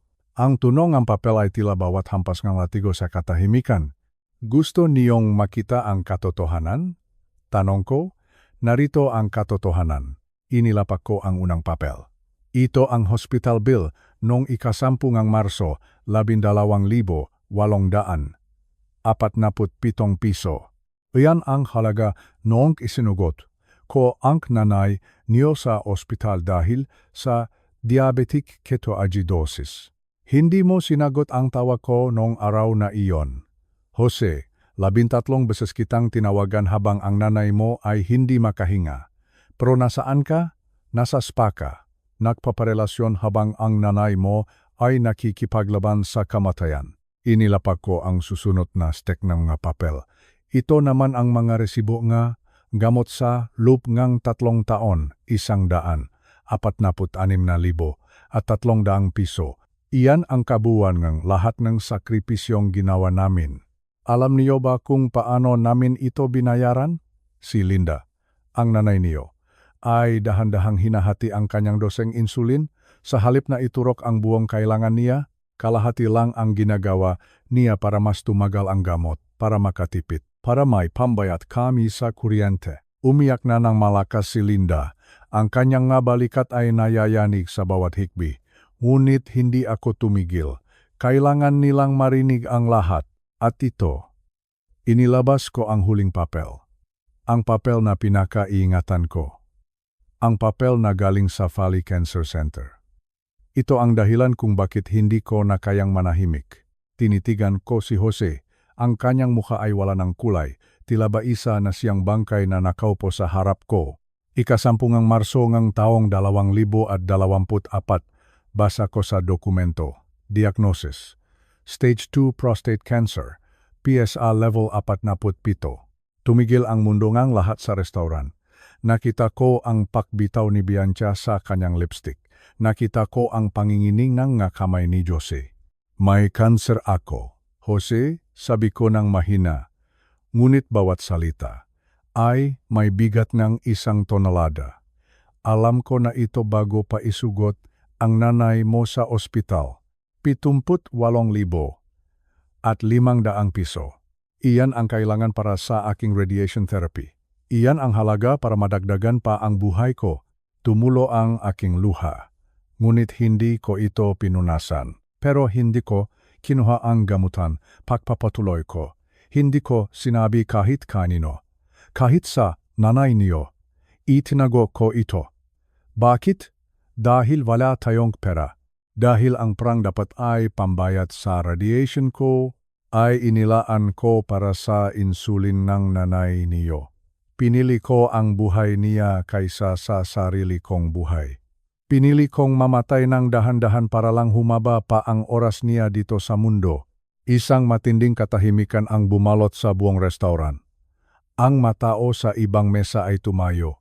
Ang ilan ay nakita kong nagpupunas ng luha. Ang manager na si Mang Boyet ay nakatayo malapit sa bar. Ang kanyang mukha ay punong lungkot at pahanga. Pinili kong mag-drive ng Grab tuwing gabi. Kahit masakit ang katawan ko, para lang may pambili kami ng pandesal sa umaga. Sabi ko habang nakaturo sa aking dibdib. Habang kayo, ang anak ko, ay nahihintay lang na mamatay, kami para makuha ang 50,000 pisong insurance policy. Narinig ko kayo sa ospital. Narinig ko ang kasakiman ninyo. Tiningnan ko si Bianca. Ang kanyang mukha ay punong takot ngayon. Nagsisinungaling kayo, sigaw niya. Ngunit ang kanyang boses ay nanginginig. Hindi ako nagsisinungaling. Bianca, sabi ko, narito ang lahat ng ebidensya. Ang 100 milyong pisong ibinigay ko kay Jose 16 na taon na ang nakalilipas. Iyon ang pamanang galing sa pawis ngang lolo at lola niya. At ito, itinuro ko ang mga hospital bill. Ito naman ang pamanang ibinigay niyo sa amin, utang, sakit, at kawalan ng puso. Sa sandaling iyon, naramdaman ko ang paglapit ni Mang Boyet. Lumakat siya patungo sa aming mesa sa gitna ng daan-daang mata na nakatingin. Ang kanyang presensya ay tila nagbigay ngang proteksyon sa amin. Ang katotohanan ay nailantat na. Ang mamaskara ay nalaglak na. Sa lupngang restauran na ito, wala nang mayaman at mahirap. Ang tanging nandun ay ang katotohanan ng isang amang ibinigay ang lahat at isang anak na kinalimutan ang kanyang pinakmulan. Naupo ako ng dahan-dahan. Ang aking katawan ay pagod na, ngunit ang aking kaluluwa ay malaya na. Tumingin ako kay Jose. Ang kanyang maluha ay nagsisimulang pumatak sa kanyang wagyu steak. Pero uli na, ang sakit na idinulot niya sa kanyang ina ay hindi mababayaran ng anumang pag-iyak. Ang katotohanan ay mas masakit pa sa kanser. At ngayong gabi, ang lahat ay nakasaksi sa tunay na mukhang pamilyang ito. Nanatili akong nakatayo sa gitna ng restauran. Ang lahat ng mata ay nakatuon sa akin. Ramdam ko ang panginginig ng aking tuhod. Hindi dahil sa takot, kundi dahil sa panghihina nga aking katawan. Ngunit ang aking espiritu ay nananatiling matatag. Mayroon pa akong isang huling katotohanan na dapat ilantat. Isang katotohanan na gigiba sa huling pader ng kasinungalingan na binuo ni Bianca. Tiningnan ko si Bianca. Ang kanyang mukha ay namumula na sa galit at takot. Ang kanyang Hermes na bag ay mahigpit niyang hinahawakan sa kanyang kandungan. Mayroon pa akong isang papel dito sa aking folder. Sabi ko, ang aking boses ay malamig. Isang papel na magpapatunay kung gaano kalalim ang iyong panlilinlang. Bianca, inilabas ko ang isang printed na papel. Ito ay isang resibo mula sa isang sikat na online shop. Inilapah ko ito sa mesa para makita ni Jose. Basahin mo ito, Jose, utos ko. Basahin mo ang petsa at ang pangalan ng item. Natitigilan si Jose. Kinuha niya ang papel ng nanginginig ang makamay. Order date. Ika-25 ng Marso, 2024. Basa ni Jose ng mahina. Isang piraso nga silicone pregnancy belly. 14 na linggo ang laki. Presyo, 2,500 piso. Nabalot ng ingayng bulungan ang buong restaurant. Ang mataw sa paligid ay nagsimulang mag-usap ng malakas. Nakita ko ang paglaki nga mata ni Linda. Ang kanyang iya ay biglang huminto. Napalitan ngang isang matinding gulat. Ano ito? Bianca? Tanong ni Jose. Ang kanyang boses ay puno nga kalituhan at sakit. Buntis na silikon? Ano ang ibig sabihin nito? Nagsisinungaling siya, gao ni Bianca. Tumayo siya nang biglaan mula sa kanyang upuan. Ang kanyang boses ay matinis at punong galit. Gumagawa lang siyang kwento dahil gusto niyang sirain ang pagsasama natin. Jose, huwag kang maniniwala sa kanya. Bali na ang tatay mo. Hinarap ko siya. Bali ba ang tawag mo sa taong nakakita ng resibo sa basurahan ng bahay niyo nung nakaraang linggo? Tanong ko. 14 na linggo na ang sinasabi mong bata sa sinapupunan mo, pero kanina pa tayo narito. At nakadalawang baso ka na nga alak, walang ina nagagawa niyan kung tunay na may buhay sa loop niya. Wala kang alam, sigaw ni Bianca. Nagwala na siya. Sinubukan niyang abutin ang mga papel sa mesa para punitin ang mga ito. Ngunit sa kanyang pagmamadali, sa kanyang pagtayo ng mabilis at paggalaw ng marahas. Isang bagay ang nangyari na hindi niya inaasahan. Ang kanyang masikip na damit na kulay ginto ay sadyang idinisenyo para ipakita ang kanyang hubog ng katawan, ngunit ang elastik na humahawak sa kanyang tiyan, ang pekeng tiyan na gawa sa silikon, ay dahan-dahang lumuwak dahil sa kanyang pawis at sa kanyang marahas na pakilos. At doon, sa harap ngang daang tao, sa gitna ngang kinanganga ilaw ngang restaurant sa Bonifacio Global City, bumaksak ang kasinungalingan. Sa isang iglap, ang umbok sa kanyang tiyan ay dahan-dahang dumulas pababa. Nawala ito sa tamang pwesto. Nakitang lahat ang paghihiwalayng silikon sa kanyang tunay na balat. Ang kulay ng silikon ay hindi tukma sa kanyang kulay. At dahil sa bigat nito, tuluyan itong nahulog sa ilalim ng kanyang damit at sumabit sa kanyang baywang. Isang matinding katahimikan ang bumalot sa buong kainan. Ang katahimikan na iyon ay mas nakakabingi kaysa sa anumang sigaw. Diyos ko, bulong ng isang babay sa kabilang mesa. Nakita ko ang paglabas ng mga cellphone ng halos lahat ng tao sa restaurant. Maraming pula na ilaw ang nakatutok sa amin. Ang bawat anggulo ay kinukuha. Ang kahihiyan ni Bianca ay naging isang palabas para sa buong mundo. Nanigas si Bianca sa kanyang kinatatayuan. Ang kanyang mukha ay biglang nagbago mula sa pula patungo sa puti, na tila ba nakakita siya ng multo. Dahan-dahan niyang hinawakan ang kanyang tiyan, ngunit wala na roon ang kanyang ipinagmamalaki. Ang silikon ay nakabitin na sa kanyang hita sa loop ngang damit. Tumingin si Linda sa kanya. Isang tingin na puno ngang pandidiri at matinding lungkot. Bianca, pati ba ang munting buhay? Ginamit mo para lokohin kami? Tanong ni Linda. Ang kanyang boses ay tila galing sa ilalim ng lupa. Akala ko ay magiging lola na ako. Ipinagdasal ko ang batang iyon gabi-gabi. Plano niyo ito. Di ba? Dakdak ko habang nakatingin kay Jose. Ginamit niyo ang balitang ito para makuha muli ang loop namin. Para mas madali ninyong makuha ang insurance ni Linda kapag wala na siya. Para hindi kami magdalawang isip na ibigay sa inyo ang lahat. Hindi makapagsalita si Jose. Ang kanyang mukha ay nakabaon sa kanyang makamay. Ang kanyang buong katawan ay nayayanig sa pag-iyak. Hindi ito ang iyak ng isang anak na nagmamahal. Ito ang iyak ng isang taong nabulgar ang lahat ng baho. Jose, sabihin mo sa akin. Tawag ni Linda sa kanyang anak. Totoo ba? Alam mo ba ang tungkol dito? Alam mo ba na niloloko niyo ako? Lumingon si Jose sa kanyang ina. Ang kanyang mata ay punong luha at pagsisisi. Ngunit huli na ang lahat. Ma, I'm sorry. Kailangan namin ng pera. Ang kumpanya ko ay nalulugi na. Si Derek. Ang business partner ko. Ninanakawan ako. Hindi ko alam ang gagawin ko. Kaya ginawa mo itong lahat? Tanong ko. Ibinigay ko sa iyo ang 100 milyong piso 16 na taon na ang nakalilipas.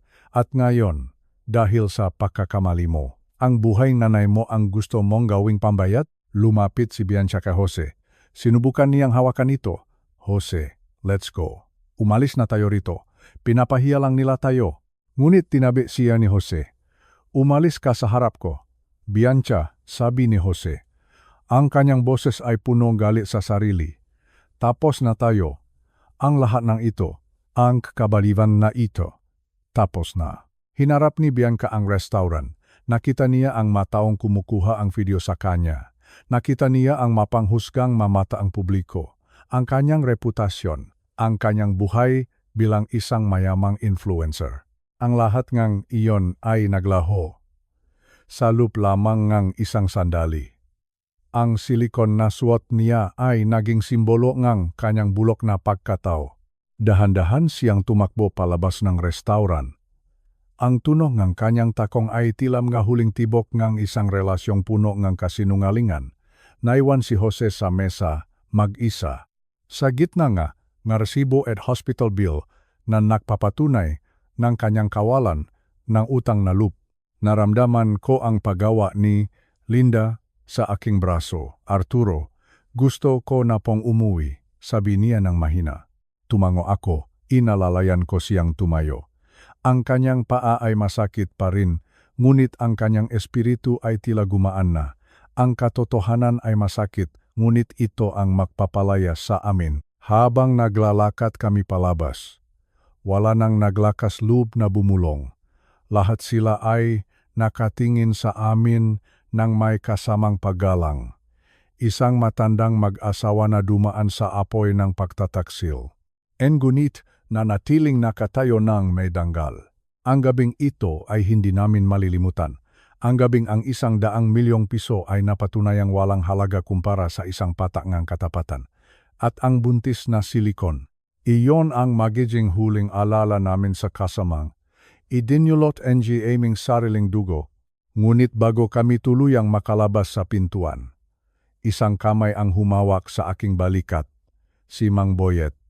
Ang kanyang mata ay punong ng emosyon. Ginoong Arturo. Sandali lang po, sabi niya. Huminto kami. Ang huling yugto ng gabing ito ay malapit ng maganap at ang hindi namin alam, mayroon pang isang sorpresa na naghihintay para sa amin. Isang sorpresa na magpapatunay na ang kabutihan ay hindi kailanman nakakalimutan ng tadhana. Habang inaalay ko si Linda palabas ng restaurant, naramdaman ko ang kakaibang katahimikan sa paligid. Ang matao, na kanina lang ay abala sa kanilang marangyang hapunan, ay nakatayo na ngayon, walang nagsasalita.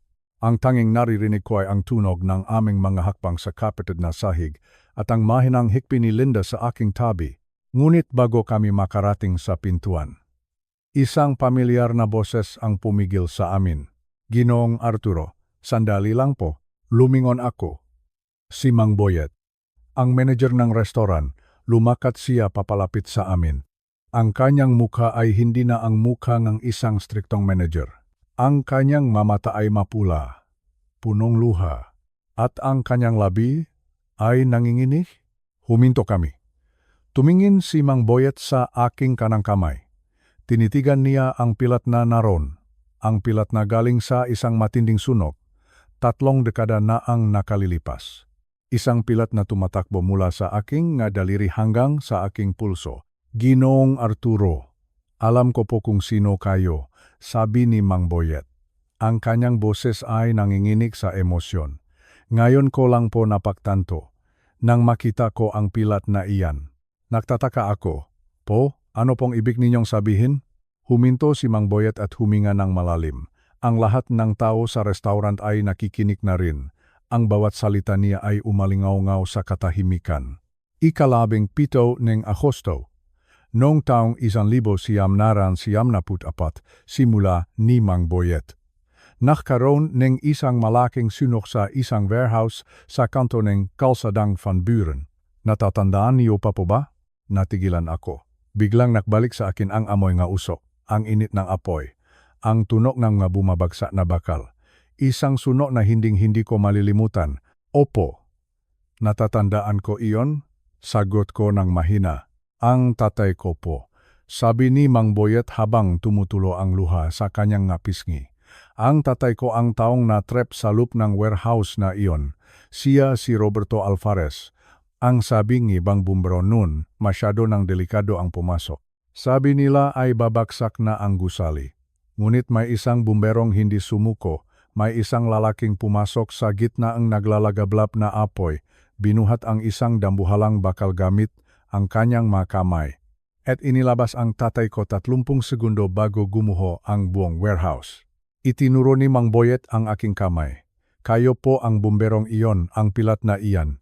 Iyan ang nakuha niyo nang iangat niyo ang bakal para mailigtas ang tatay ko. Isang buhay ang ibinigay niyo sa pamilya namin. Dahil sa inyo, nabuhay ang tatay ko ang 25 taon pa. Nakita niya kaming lumaki. Nakita niya akong makaroon ng sariling pamilya. Nabalot ng isang matinding palakpakan ang buong restaurant. Ang mataw ay nagsimulang umiyak. Ang pahanga sa kanilang mata ay tila isang init na yumayakap sa amin ni Linda.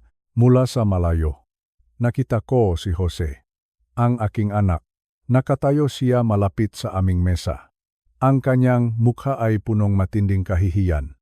Ang kanyang ama, na itinuring nilang walang silbi at hindi kayang bayaran ang sariling pagkain, ay isa palang bayani sa mata ng ibang tao. Isang taong nagsakripisyong sariling buhay para sa isang estranghero. Dahan-dahan lumapit si Jose. Bumaksak siya sa kanyang matuhod sa harap namin. Dad, Mom, hikbi ni Jose. Patawarin niyo ako. Wala akong kwentang anak. Nabulag akong nabulag akong kayabangan. Hindi ko alam. Hindi ko naisip na ang bawat patak ng pawis niyo ay para sa akin. Hindi sumagot si Arturo. Tumingin lang siya sa kanyang anak nang may kasamang lungkot. Ang sugat sa puso ay hindi kayang gamutin ng isang biglaang pakluhod. Ibinalik ni Mang Boyet ang kanyang atensyon sa amin. Inilabas niya ang sobrang ibinigay ko sa kanya kanina. Ang 30,000 piso para sa renta. Ginoong Arturo. Heto po ang inyong pera. Hindi namin ito tatanggapin, sabi ni Mang Boyet habang ibinibigay ang sobre sa aking kamay. Hindi lang po iyan. Mayroon kaming regalo para sa inyo. Inabot niya ang isang tseke. Isang tsekeng nakakahalagang 250,000 piso. Iyan po ay galing sa aming restaurant at sa pamilya Alvarez, sabi ni Mang Boyet. Gusto naming tumulong sa inyong paggamot. Gusto naming masiguro na ang bayaning tatay ko ay mabubuhay pa ng matagal. At simula ngayong araw, libre po ang lahat ng pagkain niyo sa restaurant na ito habang buhay. Kayo at si Ginang Linda ay laging welcome rito. Naramdaman ko ang panghihina nga aking matuhod. Napopo ako sa isang silya sa malapit. Salamat, salamat. Iyon lang ang tanging salitang lumalabas sa aking bibig. Ang tadhana ay may kakaibang paraan ngang pagsingil. Ang kabutihang itinanimin ko 30 taon na ang nakalilipas ay bumalik sa akin sa sandaling ako ay lubos na nangangailangan. Isang oras ang lumipas, ang gabi ay dahan-dahan ng lumalalim. Lumabas kami ng restoran. Ang hangin sa B, GC, ay tila masariwa na ngayon. Ang aming lumang Mitsubishi Lancer ay naghihintay pa rin sa amin sa parking lot. Ngunit sa pagkakataong ito, hindi na ako natatakot kung masira man ito. Si Bianca ay tuluyan ng umalis. Narinig namin na tinanggal siya sa kanyang trabaho bilang influencer dahil sa viral na video ngang pekeng buntis na silicon. Ang kanyang karangyaan ay naglaho sa isang iglap. Ang kahihiyan ng lipunan ay naging kulungan niya. Si Jose naman ay nanatiling nakatayo sa tabi ng aming sasakyan. Hindi siya makaalis. Dad, Mom, hahayaan niyo po ba akong bumawi? Kahit unti-unti lang. Gusto ko kayong alagaan. Gusto kong patunayan na karapat dapat pa rin akong maging anak niyo. Tumingin ako kay Linda. Ang aking asawa ay ngumiti ng mahina. Ang pagpapatawad ay isang mahabang proseso. Hindi ito nangyayari sa loop ng isang gabi, pero sa hapon na ito, nakita ko ang unang hakbang. Sumunod ka sa amin sa bahay. Jose, sabi ko ng mahina, sumakay kami sa aming lumang sasakyan. Pinaandar ko ang makina. Ang ingay nito ay naroon pa rin, ngunit tila ba naging isang kanta na itong aming tagumpay. Nagmaneho ako pauwi. Habang hawa ang kamay ni Linda, ang aming huling pera para sa renta ay nasa aming bulsa muli. Ang aming mautang sa ospital ay may pag-asa ng mabayaran. At higit sa lahat, ang dangal ni Linda ay nanatiling buo. Sa hapon na ito, sa Mother's Day na ito, natutunan namin ang isang napakahalagang aral. Ang tunay na kayamanan ay hindi nasusukat sa laman ng bangko o sa tatak ng sasakyan. Ang tunay na kayamanan ay ang mataong handang tumayo para sa iyo sa gitna ang hirap. Ang tunay na kayamanan ay ang kabutihang ginagawa natin ng walang hinihintay na kapalit. Ang aming pamilya ay sugatan. Ngunit kami ay nagsisimula ng gumaling. Habang nag-drive ako, tumingin ako sa rearview mirror. Nakita ko ang sasakyan ni Jose na sumusunod sa amin. Ang kanyang Porsche ay mabagal na tumatakbo sa likod ng aming lumang Mitsubishi. Isang anak na dahan-dahang naglalakad pabalik sa kanyang mamagulang. Salamat, Arturo. Marahil ay iyan ang tanging salitang dapat kong sabihin sa aking sarili. Dahil sa kabilang lahat, nanatili akong tapat sa aking pangako noong 1984 na alagaan ko ang aking pamilya. At sa gabing ito, sa ilalim nga mga bituin nga Maynila, kami ay uwi na. Pauwi sa isang tahanang hindi lamang gawa sa pader at bubong, kundi gawa sa pagmamahal, katotohanan, at kapatawaran. Sa pagbabalik tanaw ko ngayon, habang nakaupo ako sa beranda at pinagmamasdan ang dapit hapon, napagtanto ko na ang kwento ng aming pamilya ay hindi lamang tungkol sa pera o pagkakasakit. Ito ay tungkol sa isang simpleng tanong na madalas nating malimutan. Ayos ka lang ba? Ang 71 taon ko sa mundong ito ay nagturo sa akin ng maraming bagay. Ngunit ang pinakamahalagang aral ay dumating sa pinakamahirap na paraan.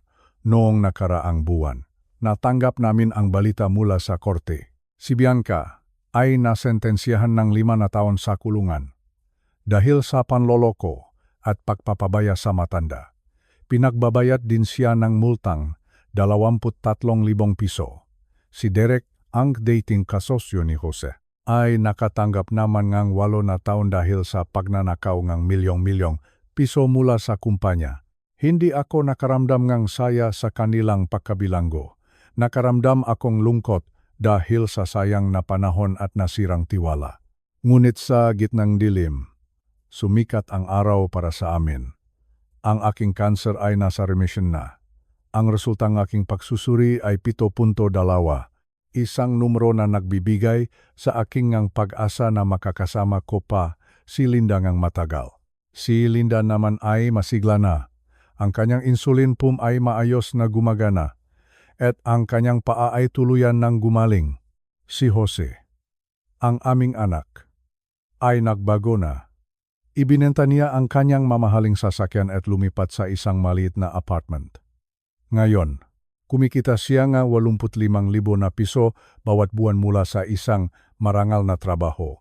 Hindi na siya nakahabol sa kinangang mundo tuwing gabi. Narito siya sa aming bahay. Siya ang nagluluto ng aming hapunan.